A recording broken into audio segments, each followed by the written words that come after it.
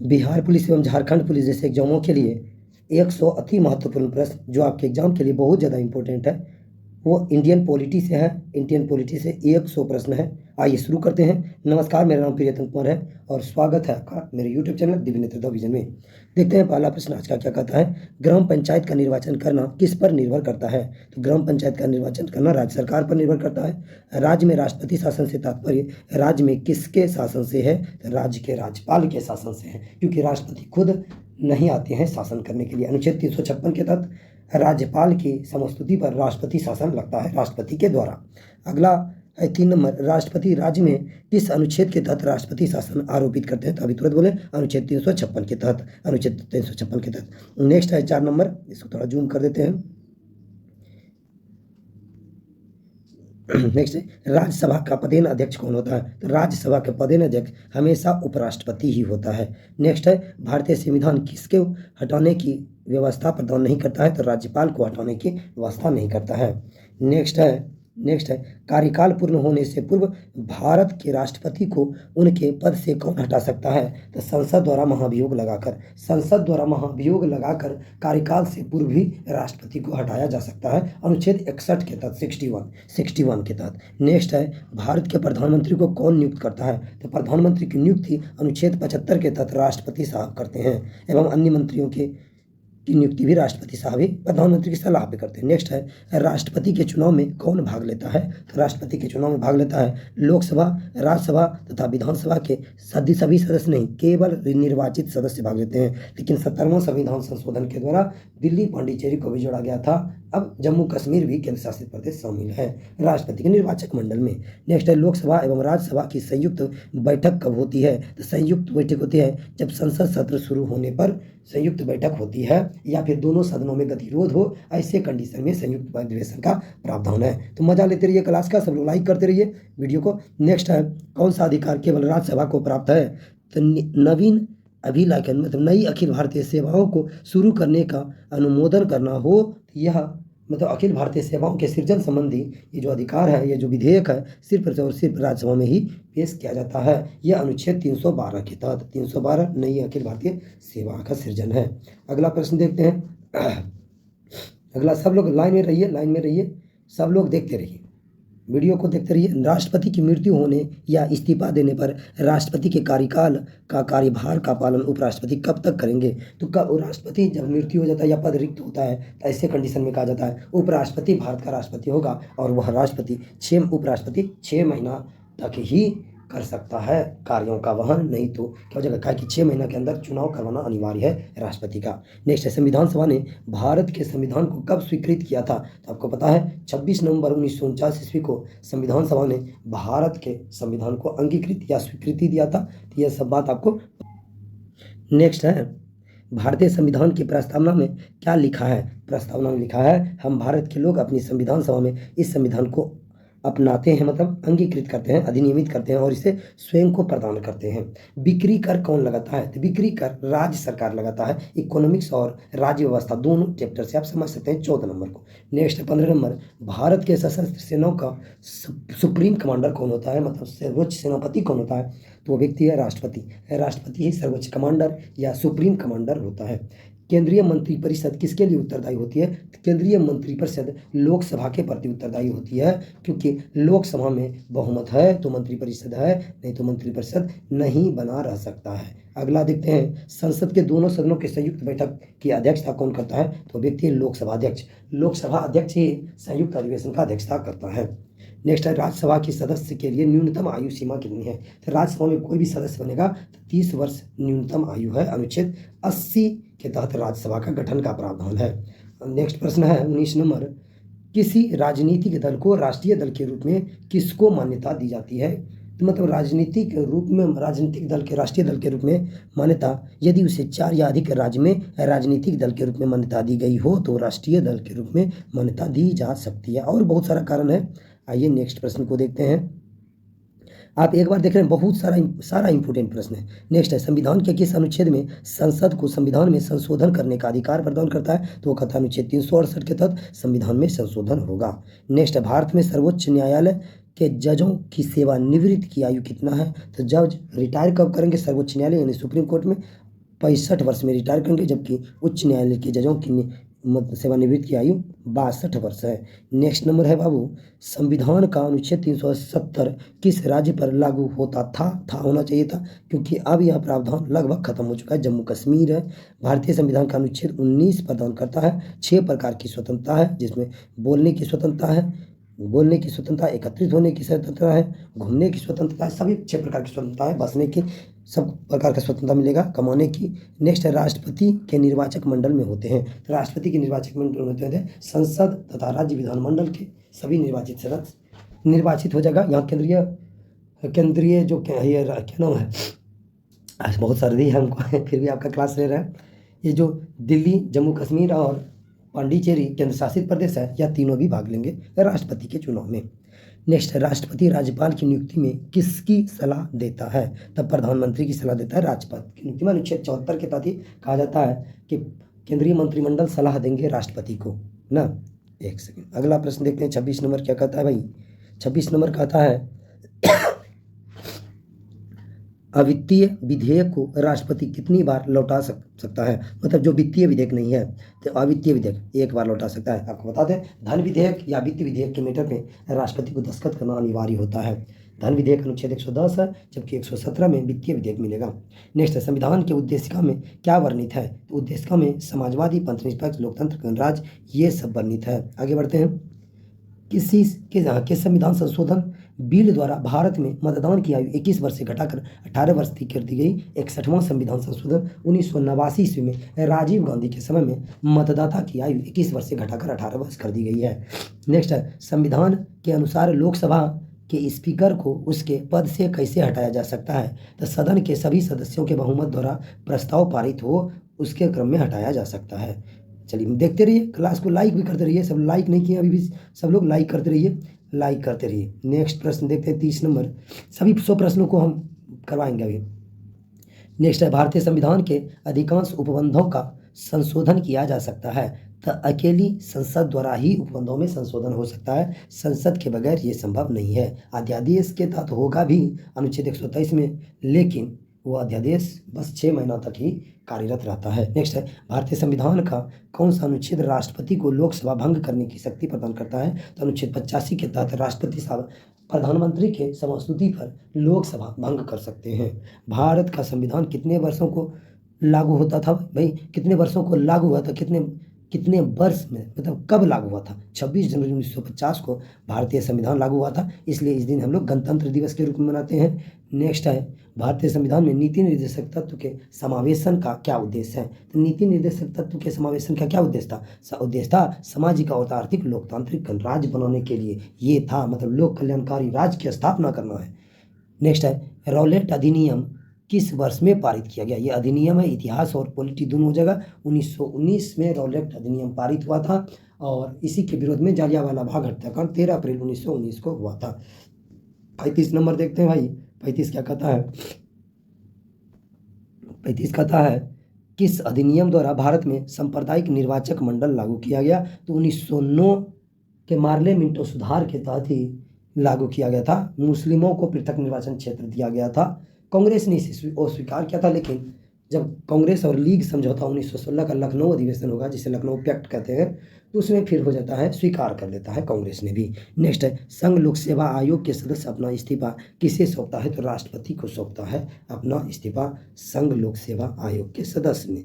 Next है 37 number, Goa राज्य का निर्माण किस संविधान संशोधन के द्वारा हुआ था? 56वां संविधान संशोधन के द्वारा हुआ था। तो सब लोग क्लास का मजा लेते रहिए, लाइक कीजिए, सब लोग लाइक कीजिए। नेक्स्ट प्रश्न है 38 नंबर, आर्थिक प्रतिवर्ष सर्वे किसके द्वारा प्रकाशित किया जाता है? तो वो वित्त मंत्रालय के द्वारा प्रकाशित किया जाता है।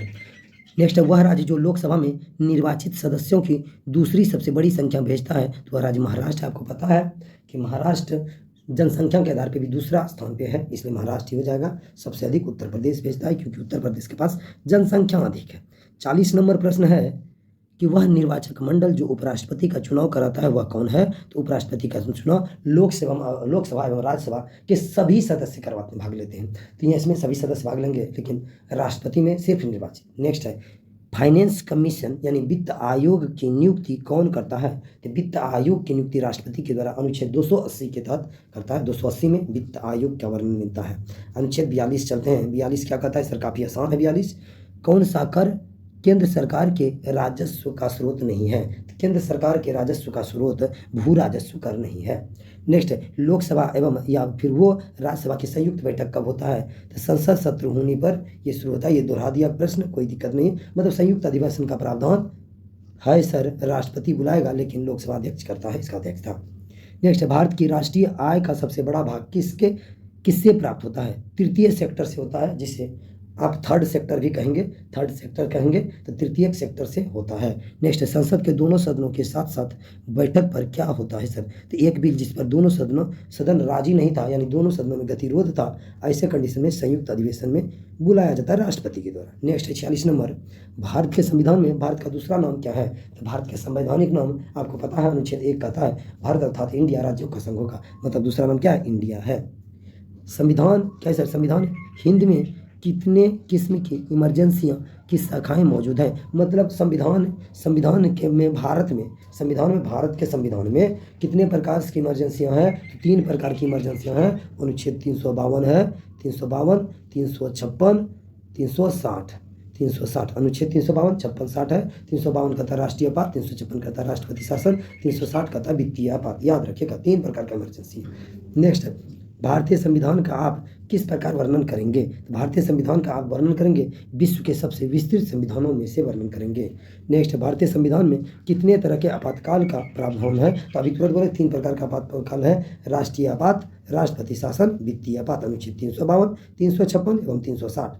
नेक्स्ट नंबर है कितना हो जाएगा? 50 नंबर। 50 हो गया, 49 क्वेश्चन हो गया। 50वां नंबर है भारतीय संविधान में वर्णित मौलिक अधिकार को लागू करने का अधिकार किसको होता है? सर्वोच्च न्यायालय और उच्च न्यायालय को होता है। नेक्स्ट है महालेखा नियंत्रक यानी महान्यायवादी और संसद, इनमें से संविधान के 5वें भाग में वर्णित किसको मिलाता है? तो सभी को मिलाता है। महालेखा परीक्षक है, महान्यायवादी है, ये सब सभी को मिलाता है। नेक्स्ट है भारतीय संविधान में नीति निर्देशक तत्व के समावेशन का उद्देश्य क्या है? तो नीति निर्देशक तत्व का समावेशन का उद्देश्य है सामाजिक और आर्थिक लोकतांत्रिक गणराज्य का स्थापना करना। नेक्स्ट है कौन सा विधेयक राज्यसभा में पहले प्रस्तुत किया जाता है, पहले प्रस्तुत नहीं किया जा सकता है? धन विधेयक। धन विधेयक पहले लोकसभा में प्रस्तुत किया जाता है, अनुच्छेद 110 ना। नेक्स्ट है भारत में राज्य विधेयिका बनाती है, राज्य विधायिका बनाती है गवर्नर, विधानसभा और विधान परिषद। यदि विधान परिषद है राज्य में, तो वर्तमान में 6 राज्य में विधान परिषद है, आपको पता है बिहार है, उत्तर प्रदेश है, कर्नाटक, आंध्र प्रदेश हो जाएगा, तेलंगाना हो जाएगा, महाराष्ट्र हो जाएगा, 6 राज्य में है। नेक्स्ट है 55 नंबर, भारतीय संविधान का कौन सा अनुच्छेद राष्ट्रपति को लोकसभा भंग करने की शक्ति प्रदान करता है? तो अनुच्छेद 85 में संसद में दोनों सदनों के सदस्य रहे बिना कोई व्यक्ति कब तक मंत्री के रूप में बना रहेगा? 6 वर्ष तक मंत्री के, 6 वर्ष नहीं 6 माह तक। मतलब अगर कैसे संसद में दोनों सदनों में सदस्य रहे बिना अगर कोई संसद सदस्य नहीं है तो वह कितने दिन तक रहेगा? 6 माह तक रहेगा। 6 माह तक वह पद पर बना रहेगा, याद रखिएगा 6 माह तक। 6 माह के बाद वो पद रिक्त माना जाता है यदि वह किसी न किसी सदन का सदस्य नहीं बन जाता है तो। नेक्स्ट है सर भारतीय संविधान के अधिकांश उपबंधों का संशोधन किया जा सकता है, अकेली संसद द्वारा ही संशोधन किया जा सकता है। मजा आ रहा है? क्लास में मजा आ रहा है? सब लोग लाइक अभी भी नहीं किया, लाइक कीजिए। नेक्स्ट है संविधान सभा के सदस्यों ने भारत के संविधान का प्रारूप तैयार किया, वे क्या थे? तो विभिन्न प्रदेशों के विधानसभाओं में से चयनित होकर जो आए थे वही लोग किए थे ना जी। तो सब लोग मजा लीजिए क्लास का। नेक्स्ट है संविधान सभा के सदस्यों ने भारत के संविधान के प्रारूप तैयार किया था, तो विभिन्न प्रदेशों से चुने गए थे लोग ना। नेक्स्ट है 59 नंबर, भारतीय संघ तथा अमेरिकी संघ दोनों का सामान्य लक्षण कौन सा है? तो वहाँ लक्षण है संविधान की व्याख्या करने वाली संघीय सुप्रीम कोर्ट। यहाँ पे भी संविधान का व्याख्या कौन करेगा सर? सुप्रीम कोर्ट ने, और अमेरिका में भी ना जी। अनुच्छेद 137 कहता है न्यायिक पुनराविलोकन, उसी के तहत होता है ये सब चीज़ें। नेक्स्ट है राज्यपाल की सर्वाधिक महत्वपूर्ण विधायी शक्ति है, तो अध्यादेश जारी करना महत्वपूर्ण विधायी शक्ति है राज्यपाल राज्य में, जबकि केंद्र में राष्ट्रपति, अनुच्छेद 123 के तहत। नेक्स्ट है भारत के संविधान के किस अनुच्छेद में लिखा गया है कि 14 वर्ष से कम आयु के बालक किसी भी फैक्ट्री या खान में या अन्य किसी जोखिमपूर्ण रोजगार में कार्य नहीं करेगा? तो वो है 24, अनुच्छेद 24 में। अनुच्छेद 24 मौलिक अधिकार में है, मौलिक अधिकार में है ना जी, शोषण के विरुद्ध अधिकार के तहत 2 अधिकार अनुच्छेद 23 और 24 में मिलेगा, वहीं पे मिलेगा अनुच्छेद 24 में। नेक्स्ट है, संविधान की चौथी अनुसूची में किसका वर्णन है? तो चौथी अनुसूची में वर्णन है राज्य तथा संघीय क्षेत्र में राज्यसभा के प्रतिनिधियों से, किस राज्य में प्रतिनिधि कितना आएगा। नेक्स्ट है, संविधान के अनुच्छेद 14 में कानून का समानता का अधिकार किस देश से लिया गया है? दिया गया नहीं, प्रेरित है, यूएसए हो जाएगा, यूएसए। नेक्स्ट नंबर है सर, संविधान के अनुच्छेद 330 में किसका वर्णन है? 330 में है लोकसभा में अनुसूचित जाति एवं अनुसूचित जनजाति के आरक्षण का प्रावधान है, अनुच्छेद 330। नेक्स्ट है, कौन सा बिल संसद के दोनों सदनों में विशेष बहुमत से पास होना अनिवार्य है? संविधान संशोधन संबंधी बिल दोनों सदनों में पास होना अनिवार्य है, ये नहीं कि किसी एक सदन को ज़्यादा अधिक प्रावधान मिलता है ताकत। नेक्स्ट, संविधान की 8वीं अनुसूची में कितनी भाषाएं हैं? टोटल 22 भाषा है 8वीं अनुसूची में। नेक्स्ट है, मूल कर्तव्य का वर्णन संविधान के किस अनुच्छेद में है? तो अनुच्छेद 51A में मूल कर्तव्य या भाग 4 के को में मूल कर्तव्य है। इसे सरदार स्वर्ण सिंह समिति के सिफारिश पर 42वां संविधान संशोधन 1976 के द्वारा स्थापित किया गया। रूस के संविधान से प्रेरित है, याद रखिएगा। नेक्स्ट है, संविधान के 42वां संविधान संशोधन में क्या जोड़ा गया? तो वह धर्मनिरपेक्ष अखंडता और ये जोड़ा गया था समाजवाद। नेक्स्ट है, संविधान के निर्माण में कौन सा दल शामिल नहीं था? तो वह हिंदू महासभा या फिर आरएसएस, ऐसा कोई भी लोग ना आज़ादी में शामिल था, ना ही आपको मिलेगा ये लोग संविधान के निर्मात्री सभा में। नेक्स्ट है, कौन सा कार्य राज्यसभा के सदस्य ही कर सकते हैं? तो राज्यसभा का सदस्य कार्य करेंगे बहुत सारे कार्य, लेकिन राज्य सूची के किसी भी विषय को राष्ट्रीय महत्व का घोषित करना अनुच्छेद 249 के तहत, अनुच्छेद 249 के तहत करेंगे राष्ट्रीय महत्व का घोषणा। यह सिर्फ करेंगे कौन? 249 ये राज्यसभा करेंगे। नेक्स्ट है, राज्यसभा सदस्यों का कार्यकाल कितने वर्ष का होता है? 6 वर्ष का होता है, लेकिन अगर सदस्य नहीं रहे यहाँ पे, सिर्फ पूछे राज्यसभा का कार्यकाल कितना होता है, तो वह अनंत काल तक होता है, क्योंकि राज्यसभा का विखंडन कभी नहीं होता है। नेक्स्ट है, उपराष्ट्रपति को पद से हटाने के लिए संकल्प किसके द्वारा पेश किया जाता है? तो उपराष्ट्रपति है तो केवल राज्यसभा में, यदि राष्ट्रपति होता है तो दोनों सदन कह सकते थे। नेक्स्ट है, पंचायती राज से संबंधित संविधान के 73वां संविधान संशोधन विधेयक पर अपनी समिति किस समिति ने प्रकट की थी? तो वो संयुक्त संसदीय समिति ने प्रस्तुत की थी।